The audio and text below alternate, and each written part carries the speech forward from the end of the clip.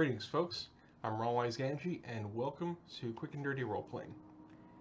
In this video, I'll talk about Rune, a Souls-like solo tabletop role-playing game designed by Spencer Campbell of Gila RPGs. The link to the game's product page is in the description. For those of you unfamiliar with FromSoft's Dark Souls video game series, the term Souls-like describes a game that is like a Dark Souls video game.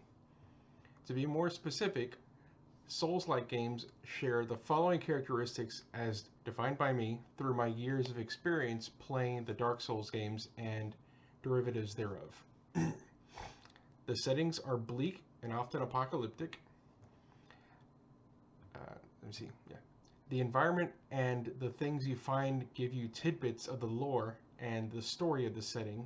You have to piece it together and interpret what it means. The vast majority of other beings you encounter will want to kill you on sight and typically cannot be reasoned with. Combat encounters are difficult, but fair, because when you die, it's typically your fault, which is good because you can correct your mistakes. And as such, learning the fights as well as the way your gear functions is essential to victory.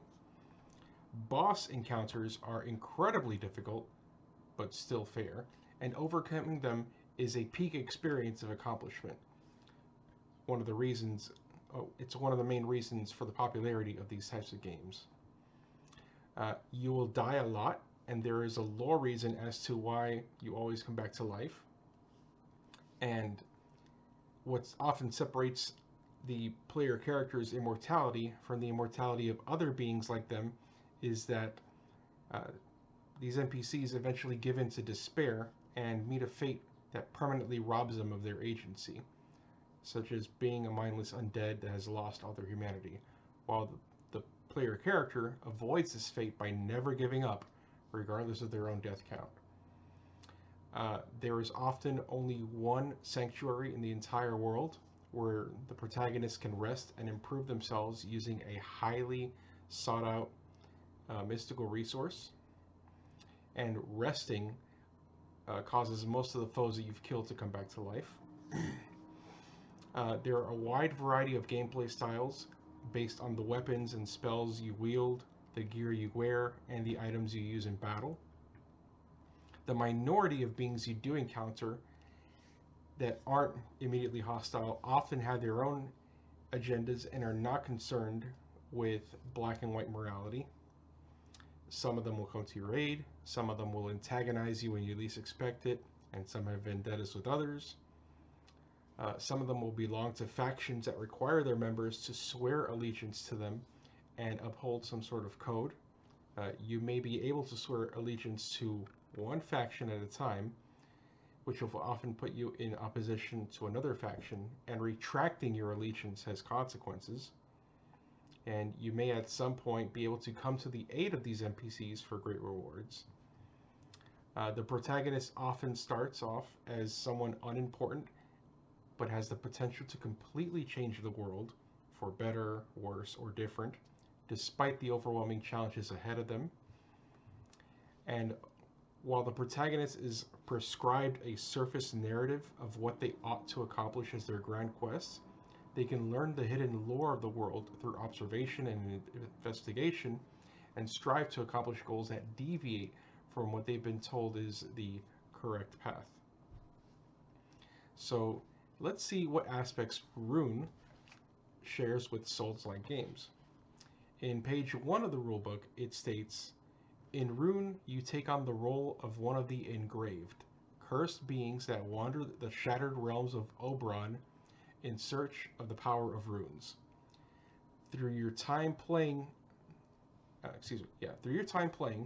explore new worlds, face many threats, uncover mysteries, discover new powers, and die many, many times. Such is your fate, engraved, or so they tell you." This is basically the game's pitch, which matches very much with some of the characteristics I've described in a Souls-like game. There are 3 pages giving you a brief overview of the world of Oberon's early history, the apocalyptic event, which is the world shattering into scattered and isolated realms, the mystical resource of power called runes, and the rune lords that hoard them, and the engraved, deathless wanderers with no realm to call home that can claim runes and carve them onto their bodies for more power. With enough runes, it is said that the engraved will have the power to take back their fate. It is said. In my opinion, Rune qualifies as a role-playing game insofar as you take on the role of the engraved, more so than you're role-playing your character, as if you were them, or exploring a world as if you were in their place. In Rune, there are two modes of play, exploration and combat. In exploration mode, you navigate through a realm's map via point crawl. In each point, you can perform a prescribed amount of point actions, which are categorized as either fight, search, learn, or delve. Each point can have any combination of these actions, as well as multiple instances of the same action. Also, each action, once completed, cannot be repeated unless stated otherwise, with the exception of fights, which are reset after your engraved dies. Last but not least, if a point has fight actions in it, you have to complete them before you can do any other actions there. The point you're in determines which other points you can travel to. Depending on what actions you can perform, however, depending on what actions you perform, however, you can gain access to new paths to other points that were not previously available. So let's get into more detail about each point action. Fight allows you to deal with the enemies at the point, which serve as an obstacle to doing other actions at that point. Choosing to fight switches the game to combat mode, which we'll talk about later on. Search allows you to get treasure at that point, whether it's a new piece of gear to wear or a consumable item. Learn increases your engraved's lore score for that realm, which serves as an abstract representation of their knowledge of that world and its citizens. A substantial amount of point actions in specific points have a lore score requirement that must be met in order for you to do that action, which can provide advantages such as shortcuts to other points, being able to bypass certain fights altogether, or more treasure. Delve grants access to powerful items and advantages for those who can meet their requirements, which may include a minimum lore score, one or more fights to overcome, and or having a unique item in your possession found somewhere else in the realm. Last but not least, there's a unique action found only in the sigil point called Rest. Resting recovers all of your engraved's health, while also resetting all the fights you've overcome, except for the ones specifically labeled as unique. The pacing mechanism for exploration mode is the passage of time, which is measured with a segmented clock, like those found in Powered by the Apocalypse or Forged in the Dark games. Each realm has a minimum of a cyclical day and night clock, each of which are 4 segments. One segment of a time clock is filled whenever the engraved moves between points, completes an action at a point, or dies. Depending on the time of day, certain opportunities or threats become accessible at certain points via certain actions, such as being able to travel from point 2 to point 4 via an undead ferryman that becomes available only at night. Besides the cyclical day and night clocks, each individual realm may also have unique singular clocks that can be filled only once. Each singular clock has its own requirements for filling in a segment. And once all those segments are filled, events of massive consequences occur in the realm, such as the removal of points on a map, or even the removal of you from the realm entirely. The sample realm presented in the book doesn't have any singular clocks, though realms created by others may include them. links to third-party content in the description. And if you want to create your own realms, I've also included a link to the Rune Creator Kit Google Doc as well. As mentioned before, when you do the fight point action, you switch to combat mode. Combat takes place in a 4x4 grid. The fight point action in question will dictate which enemies you fight, where they and you will initially appear on the grid, and which squares in the grid are inaccessible due to impassable terrain. The enemy's stats and actions will also be present on the next page of that particular point. Combat itself is played through a series of rounds, with each round having 5 steps, which are determine enemy actions, move enemies and non-harm actions, determine engraved actions, move engraved, deal harm, and complete other actions. As part of their stat block, enemies will have actions that they can take but are determined by a die roll, which is a d6. Enemies will always try to move to the closest possible space in their range to attack the engraved. If they're as close as they can be, they do not move. No more than 2 combatants can occupy the same square on a grid either, or on the grid either. Last but not least, movement and range are orthogonal, not diagonal. As the engraved, actions available to you in combat are determined by the weapons and or spells you wield in your hands, the gear you wear, and the consumables available to you. The actions you can perform each round, however, are determined by the dice you roll, just like with enemies. Unlike enemies, however, the engraved rolls d6s equal to their stamina, which is a base of 2. Each weapon or spell in your hands can only be used once in a round. However, you're not just limited to performing the actions dictated by each individual die roll. You can add the die rolls together and use that total to determine your action for this round. Movement is also not mandatory either, so if you happen to generate move that round, depending on the action you select, you can use some of that move, all that move, or none of it. Though it's definitely a good idea to move as a way of avoiding harm, which happens at the last step of the round. Furthermore, if you happen to wield a versatile weapon, at the start of a round, you can choose whether you're wielding that versatile weapon with 1 or 2 hands, and you use the appropriate version of that weapon's stat block. However, when you wield the weapon with 2 hands, you temporarily stow your second weapon and can't assign any stamina dice to it.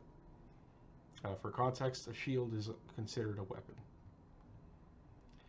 By having the enemies move first and doing their non-harm actions, such as summoning or placing traps in other squares, and then rolling to determine what actions that you can do that round, you can weigh the pros and cons of each available action depending on your intended goals and risk tolerance. This is one of the aspects of the game that I appreciated the most while playing. The limitations placed on what I can do not only engage me strategically, it actually does a good job of abstracting the "oh shit" or "now I've got you" situations that I found myself in when playing a Souls-like game. This is also one aspect where, due to the nature of the medium, luck becomes a more prevalent factor than would be the case for a Souls-like game. It's entirely possible, due to your equipment choices, that you roll so poorly that you can't do anything that round. Though this means that if you wield weapons and or spells, though this happens if you wield weapons and or spells that are high risk, high reward. Meaning such as that they require at least a 3 as a minimum to do their least effective action. However, in the case of my experience, when I was unable to, say, move for that round, I did have a piece of gear that allowed me to move if I generated no movement for my actions. Last but not least, once everyone has completed their movement, whoever is within range of a combatant's attack takes harm as determined by the actions that occurred, and it all happens simultaneously. This means that even if a combatant would go to 0 health and die, if their attack was within range of their enemy, they would deal harm to them. In cases of actions that allowed for health recovery to occur, even though it didn't explicitly state it, and it instead defers to the player's judgment, the way I ruled it was to do the math first and then apply the total, like the total harm dealt or healing done or nothingness done, rather than, okay, this attack brings me to 0 health, so I would die before applying this healing. It's all simultaneous. So 3 harm minus 2 healing equals 1 net harm, which leaves you with 1 health left.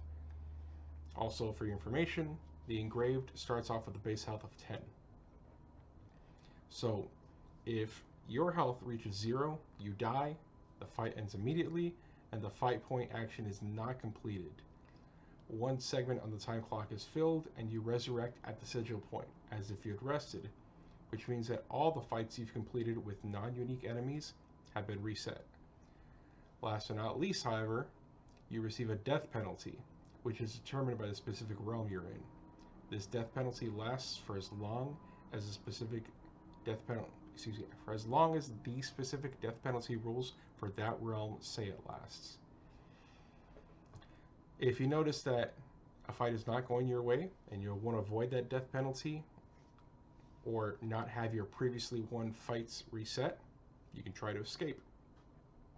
To do that, you have to first move to the edge of the combat grid and then take 6 harm minus the minus the result of the stamina die you used for that movement. So, for example, say you rolled like a 5 and a 3, and you want to make sure you take as little health loss as possible. So you use that 5 in order to pick an action that gives you a move that will take it to the edge of the map. And then you say, okay, I want to flee. So 6 minus that 5 means that you take 1 harm. And the harm you take from fleeing represents the enemies getting 1 last lick at you as you run away. So that would be this game's version of an opportunity attack. The fight is not considered complete and therefore does not trigger realm clocks that are advanced when completing point actions. In the cases of whether one would flee the fight with some enemies killed, it'd be up to the player to determine whether or not those enemies stay dead when you come to re-engage in the fight. Just as an aside, there are situations that will arise that are not explicitly covered by the rules. On page 65, under Interpreting Rules, the last 2 sentences are very important to keep in mind when playing. And they are, in addition, your interpretation of the rules overrides all. I trust you to act on the rules in a way that best fits the experience you want to have at the table. This proved very useful to me when I find myself with edge cases, such as how I determine what enemies I'd encounter when returning to a fight that I fled, or what happens when I take a lethal hit but also healed some health. The logic of the rules and the nature of the setting helped me figure out what to do, all while wanting to play as fairly as possible, which is one of the main aspects of the Souls-like game. Now, the main impetus for me making this video about Rune is to demonstrate my appreciation for my experience playing it. I played through the realm presented in the book called The Grim Coast to completion over the course of 3 days. In those 3 days that it took me to complete the Grim Coast, I probably played around 4 or 5 sessions, each of a variable length of time, from 20 minutes to around 2 hours or so, as interest and energy dictated. What was really meaningful to me was that this game provided me a reprieve throughout the time that I've been without power due to the devastation caused by Hurricane Helene. My family and I have been incredibly fortunate not to have been harmed in any way, nor for our property or vehicles to have suffered any structural damage whatsoever.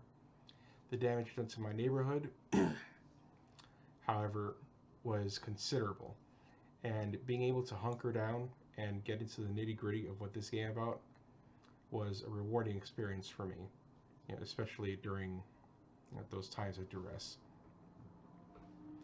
I dedicated 10 pages to the adventures of my engraved throughout the Grim Coast. So I have a character sheet with where I jotted down health, stamina, lore, equipment, gear, consumables, and runes. 2 pages of exploration logs with detailing each day-night segment. So it'll be over here, along with the location and point actions taken during that time slot. And 7 pages of combat encounter logs, so 7 combat encounters, each with a 4x4 grid drawn, which I later shorthanded by only marking the corners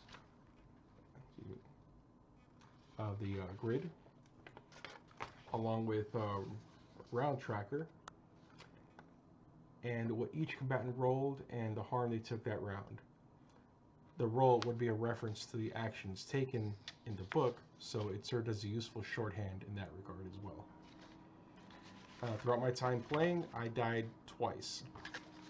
Once to my first fight against 1 necromancer and 3 skeletons, and once against the Rune Lord, the Grim Coast's Rune Lord. Shit. The Ruined King. Let me show you a picture of the guy. Looks pretty cool, actually. Let's see here. This is off script, so bear with me here.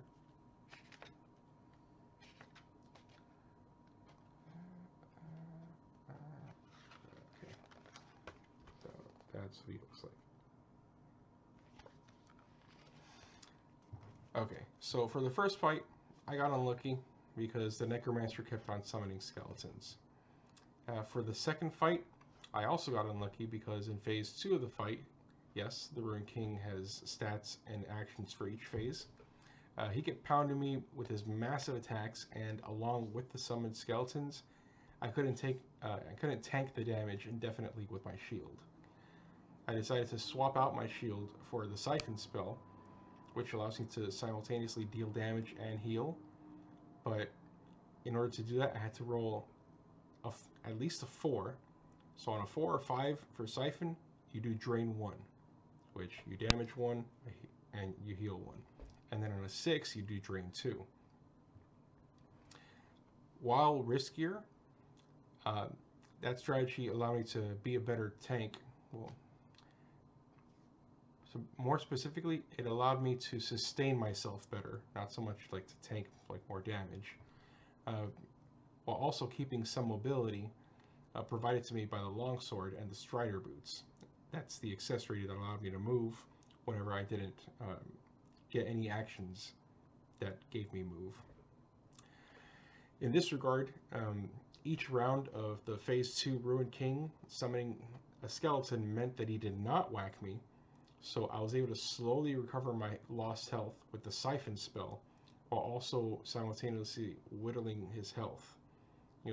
Like the best rolls for me would allow me to deal good damage with my longsword while also siphoning health, alongside with the Ruined King not attacking me because he's summoning a skeleton and the skeletons are like still trying to close in on me.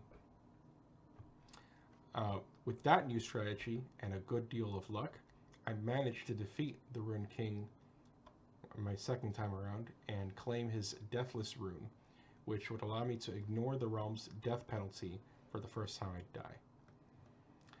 And as far as character advancement is concerned, you advance by acquiring weapons, gear, spells, and runes.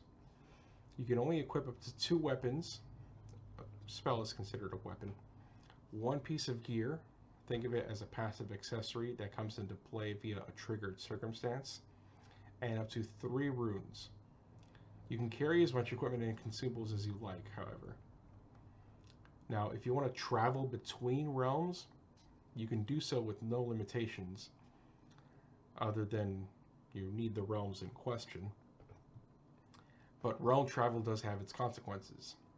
So when you travel to another realm, your engraved base stats are reset to 10 health, 2 stamina, 0 lore. Your consumables are destroyed. You can recarve your runes, which can only be done during realm travel. And you can change your equipment, which can also be done during exploration mode. And if the rune's realm lord is still alive, all those non-unique fights that you've completed are reset. With that being said, in order to make the most of your accumulated lore and consumables, it's best to try and fully explore the realm and kill its rune lord before traveling to another realm. To me, realm traveling harkens back to Demon's Souls, which is the progenitor of the Souls-like games, but it has no central hub like the Nexus. So for those who haven't played it, in Demon's Souls you have a central hub, and then you literally teleport to other worlds, so to speak, via archstones. But you can come back to the Nexus and go to another realm and back and forth and so on until you complete all the bosses in that realm. Last but not least, there's the environmental storytelling aspect of the game. Each weapon, spell, piece of gear, rune, and enemy has a blurb in italics detailing both its description and a bit of lore tied to it.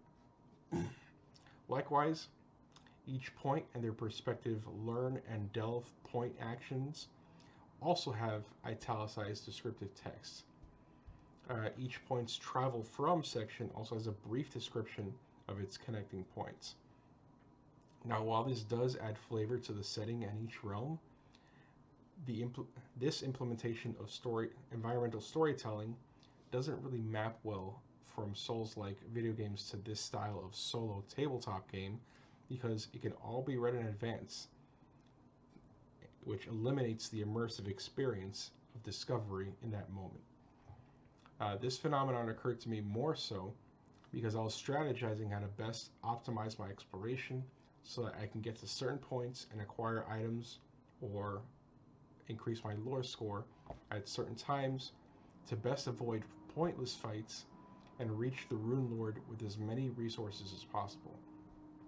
However, like with Souls-like games, while engaging with environmental storytelling may provide insight into the setting, it's absolutely not necessary for gameplay, which is where the engagement truly is. Oftentimes for the casual Souls player, once they beat a Souls-like game, you can ask them, what's the story about? And they'll be like, shit, I don't know.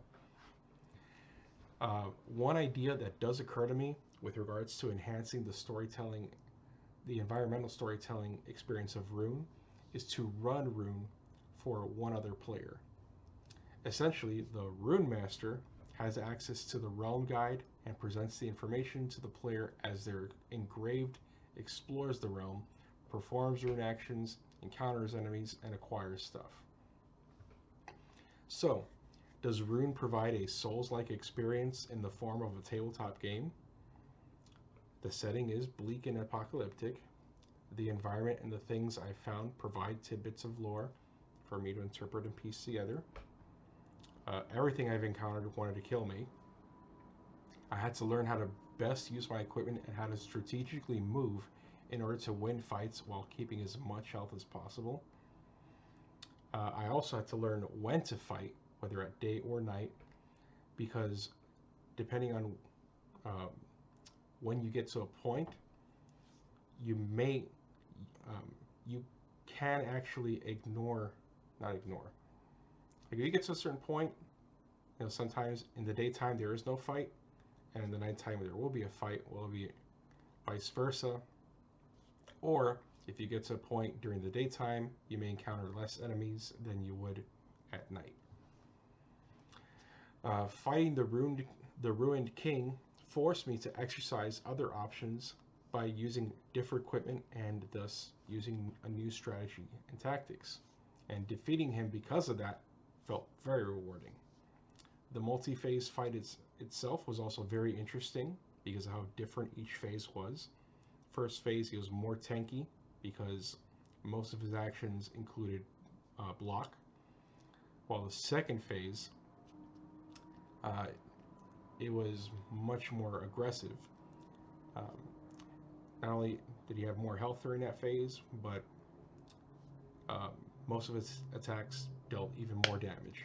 But the saving grace was he had no block. And also, it was a grueling fight because I had no opportunity to recover between phases. Now, although I did die twice, it didn't feel like I died a lot because I learned quickly from my mistakes. The combat round steps and dice rolling to determine what actions each combatant performs is an admirable and pretty effective way of abstracting Souls-like combat without the frills of stats and by keeping the numbers small and meaningful. There was only one sanctuary in the realm that I played, Sigil Point. I ran into no non-hostile NPCs. I came across no factions. I came across no NPCs who are out to get anyone else besides me. My Engrave's only goal was to kill the Rune Lord and take the rune.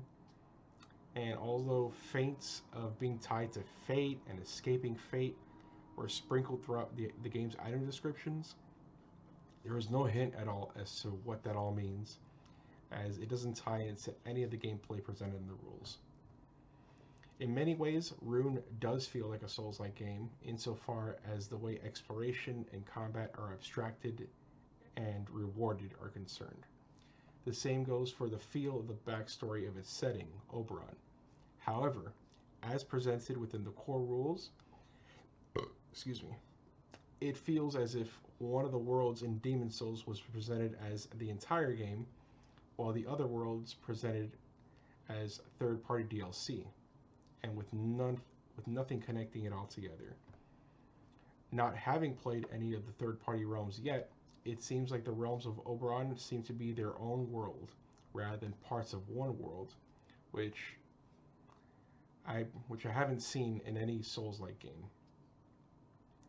If at some point in the future I play through one of these third-party realms, I'll make a video detailing my experience of it. Last but not least, I'd like to thank Spencer Campbell for creating this great game. He's done a great job at transferring much of the Souls-like experience into a solo tabletop game, and especially through that period without power, because of the whole Hurricane Helene incident. It was one of the high points of me getting through that time. And that's all I had to say about Rune for now. If you enjoyed this video, please like, share, and subscribe. If you'd like to leave a comment, please keep it respectful and relevant. Until next time, folks, take care and play to find out what happens.